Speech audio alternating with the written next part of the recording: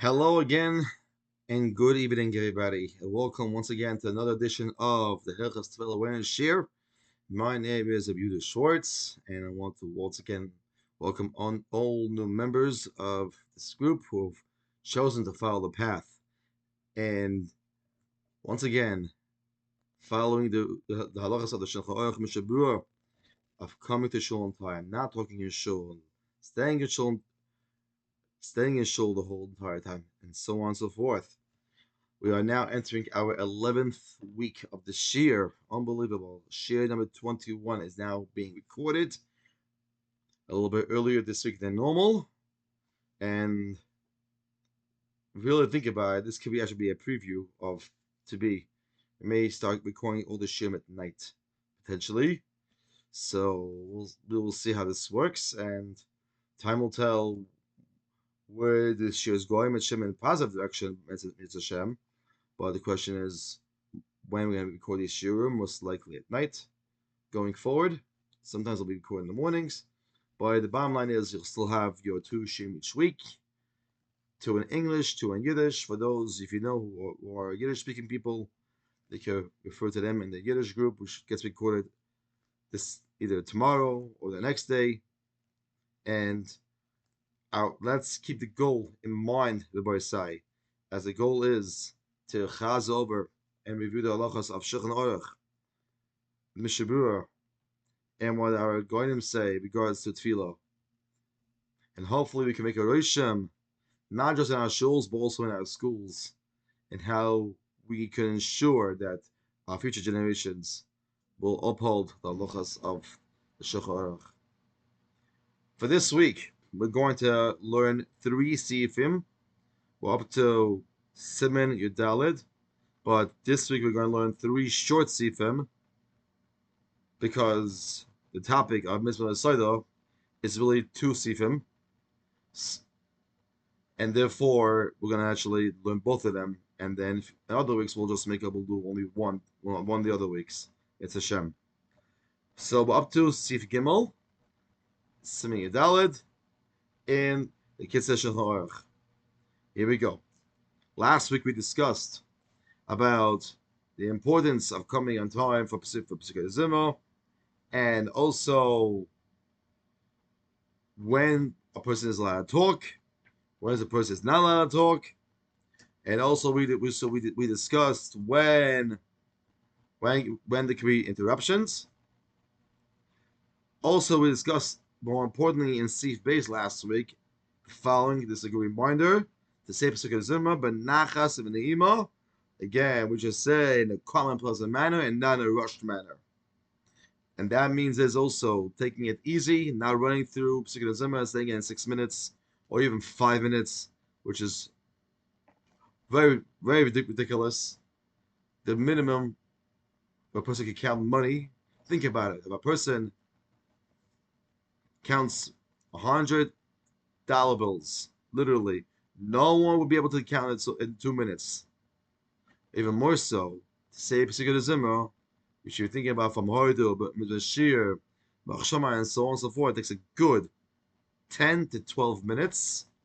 It's been timed in previous places, and that's why the custom is today, how it should be done. Here we go. Sif Gimel. Must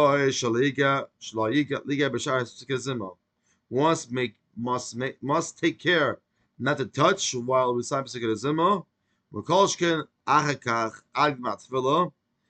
And certainly, if I'm after Pesukei Zimah until the end of the Shema Esrei,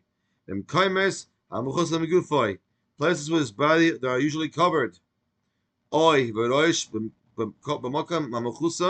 on his head where it's usually covered, likewise, it's forbidden to touch mucus of the nose or earwax, except through a handkerchief, which means today a tissue. By the way, some authorities do not require washing the hand if one did touch these stuff, and the Mishnah will discuss it at a later date. Let's continue. The im naga biyadai.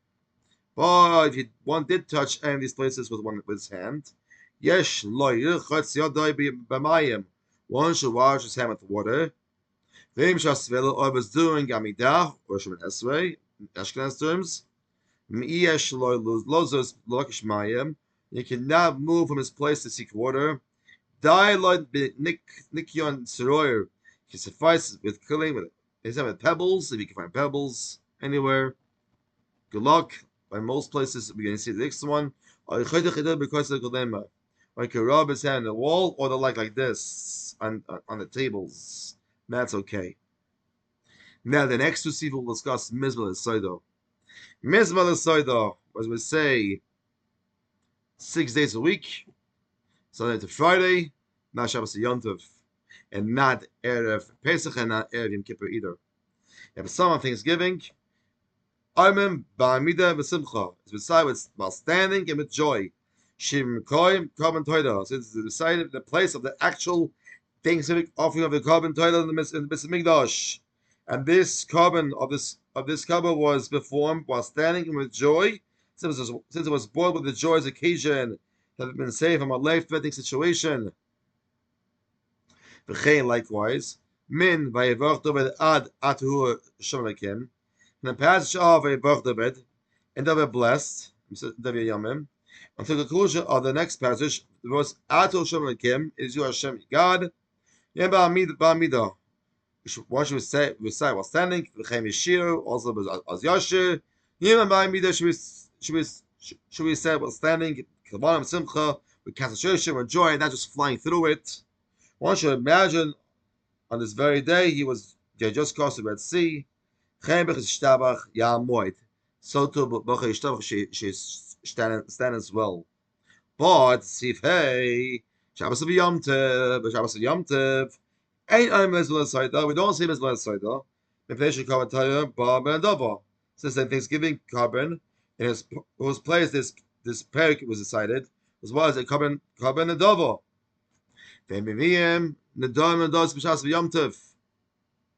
And we don't bring korbanos that is for a neder, for a vow, davos or voluntary korbanos Shabbos Yom Tov.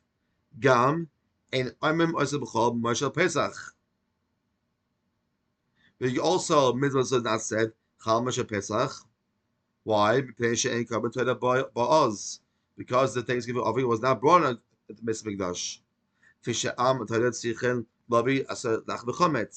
Since as it come along, the Korban Torah, one was required to bring 10 leavened loaves. 40 loaves were brought in all, 10 of which were leavened, where it means chametz. The leavened loaves could not be offered throughout Pesach. Lo Erev Pesach, also don't want to say eat on Erev Pesach, because as the Kam would have enough time to eat them before the Zman Chametz. Azma is a chametz. By the time the 11 products become prohibited, at the end of the 4th hour of the day of Erev Pesach, they want to have been burned with the karbonis, the loaves. In other words, the Thanksgiving offering and its accompanying loaves may normally be eaten during the day if it's offered the following night. Any part of the offering not consumed during this time disqualifies noisar must be burned. And also we don't say Mitzvah so that when Erev Kippurim, but Lo Erev Kippurim. Similarly, is not brought, and hence the peg of Mitzvah is not said Erev Kippur. Because doing so will limit the amount of time that the loaves of the offering could be eaten. Upon the start of Kippur, as nightfall, no part of the offering was able to be eaten then. And thus bringing sacrifices as a state of disqualification. That's why we don't say Mizbah Soida in those times. We'll stop over here on this part for this week. And now we're going to continue. Again, my bookmark over here. Now, for the rest of the shiur, we'll discuss the rest of the parak. We continued for last week from Tefillah meaning of Moshe Leibowitz, and we are in the middle of the parak of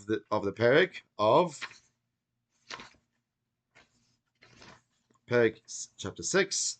Why do bad things happen to good people? Up to now, the test of righteousness.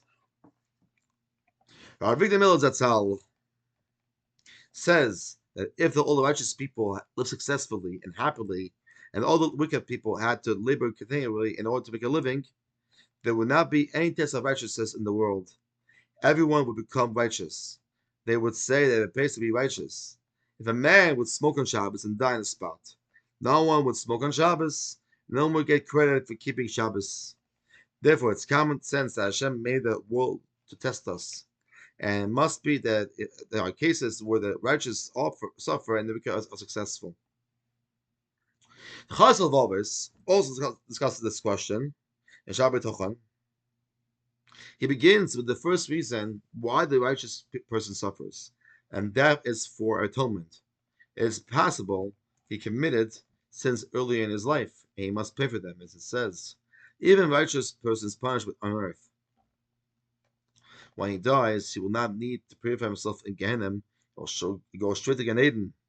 The second reason the Chazal Vavos mentions is that Hashem causes the righteous person to suffer so that he will have a bigger reward waiting for him in Olam Haba.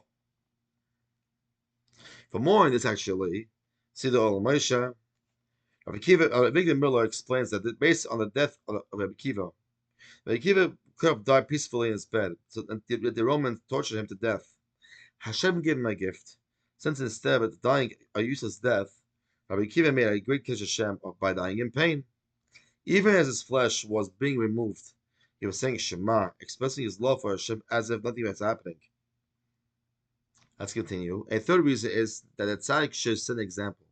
Sometimes a tzaddik serves to demonstrate his patience and positive attitude in the service of Hashem. No matter how difficult it is for him, the tzaddik remains steadfast. A fourth reason is that sometimes the tzaddik will be punished due to his sins of a generation. Hashem tests the tzaddik with difficulties such as poverty and illness to show the people of his generation that he is suffering and yet still serves Hashem. How much more so should they serve Hashem? A tzaddik could also suffer because he wasn't zealous enough to demand justice from the people of his generation. Although he himself was righteous, the people were wicked, and he didn't speak out against them. Chazal Vavos discusses why the wicked prosper.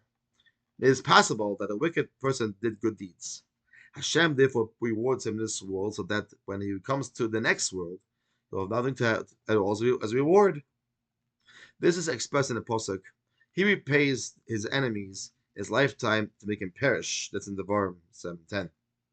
This means that any kind of prosperity the wicked receives is really a misfortune. In addition, it is possible that the wicked person is prosperous since this is a deposit for a righteous son or grandson who will inherit the money, Mr. Shem.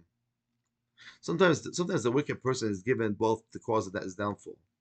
It is also possible that Hashem gives the wicked person wealth and waits until he repents for his misdeeds. Perhaps the wicked person's father was a righteous man, and the money was in his merit. Chazal Vavos concludes this discussion by saying that perhaps money is given to the wicked as a test for others. So if one sees a wicked person blessed with wealth, his trust in Hashem should not be lessened. And we'll end the chapter with reasons for suffering. Other commentators explain that the reason the righteous suffer is based on a common knowledge brought in many Sfarim, that people are reincarnation from a previous life. Therefore, suffering in this world cleanses oneself from a previous life. The Gemara Maseches Yevamos Daf Kuf Chaf Aleph Amud Beis says that Hashem enacts judgment on the righteous with the width of a hair. The tzaddik does the slightest sin, Hashem responds harshly to him. The Gemara Moed Daf Chav Ches Amud Aleph further says that when a tzaddik dies, perhaps at a younger age, is an atonement for the generation. When this happens to a tzaddik, his reward is tremendous. It's also beneficial for the people of the generation because if Hashem took the tzaddik, he does not have to take away other people. Others say that when we say that the tzaddik is written in the book of life of Rosh Hashanah, this refers to life in Olam Haba. This is called a Tosfos Maseches Rosh Hashanah Daf Tezayim Beis. Let's continue. In order for him to get life in Olam Haba, he must die in this world.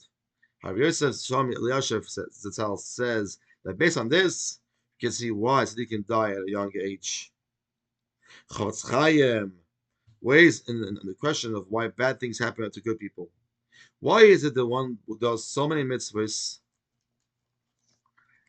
is poor, and one who does not do so many mitzvahs is rich? He explains it with a mashal. A guest comes to shul and sees a gabbai giving aliyahs to random people seated in different places in the shul. Some of them are close to the bima, while others are far away. The gabbai seems to choose certain people for each aliyah. The guest each asks a member of the shul why this is done. If you were here each week, the man answers, you would understand why certain people get aliyahs and others do not. Similarly, a person comes to this world and is here for a few years. He wants to know answers to questions such as why this one's poor and this one's rich. However, we cannot know Hashem's cheshbonos. The rich person might be rich so he can pass a test.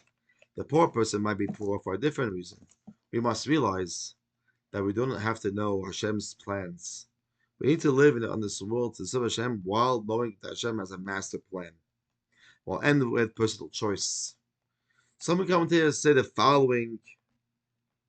The Gemara, Zechsnida, says that before one is born, it is announced, so to speak, whether he'll be strong or weak, rich or poor, wise or foolish.